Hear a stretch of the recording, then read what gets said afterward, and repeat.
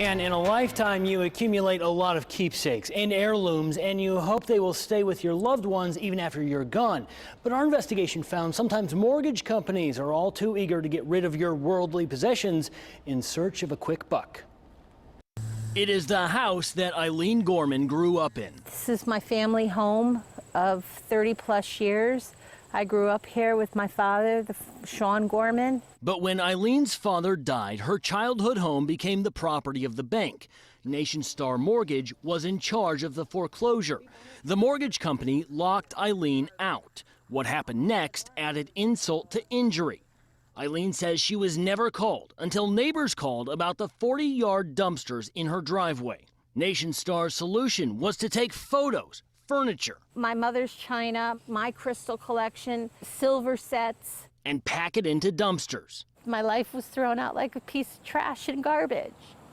Eileen was furious. She spent days trying to reach someone who had put all of her possessions into the dumpster. Finally, someone with Nation Star called. Hi, good evening, Ms. Gorman. In a voicemail left for Gorman, Nation Star staff said it was sorry. I truly apologize for the inconvenience and frustration that you must be experiencing. The mortgage company had everything that was in the dumpster taken out. I wanted to let you know that we did replace those personal items in the home and put back in the house. At this point, Gorman went to court. There are rules about how foreclosed homes get emptied out, and she argued that Nation Star did not follow those rules. The court agreed to give her access to her childhood home to go through everything that was left. Finally, with a court order, a mortgage company attorney, a police officer, and a News 8 camera, Gorman was given access. As you can see, there are pieces to broken furniture.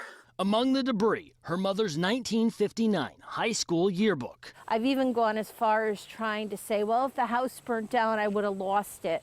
But you can explain that. That was an act of nature. This I can't explain. Here is how all this is supposed to work. After a foreclosure, the bank files something called an ejectment. It gives family time to collect items out of a foreclosed home. In this case, no ejectment was filed until months after the house was emptied.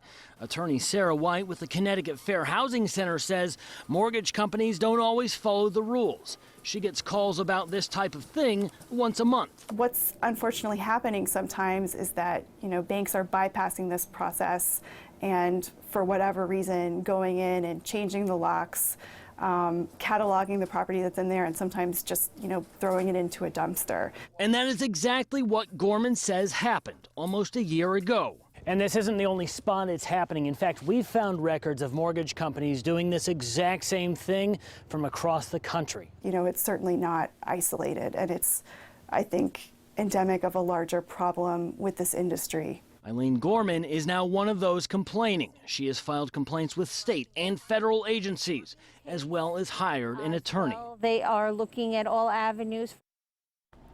Nation Star wouldn't answer our questions about all this because it's still an open court case. If you have a family member that you're worried about, experts tell us the best thing you can do is get another family's name added to the land records. On WTNH.com, we've got even more tips for you and how widespread this type of complaint is. For the News 8 investigators, David Iverson reporting.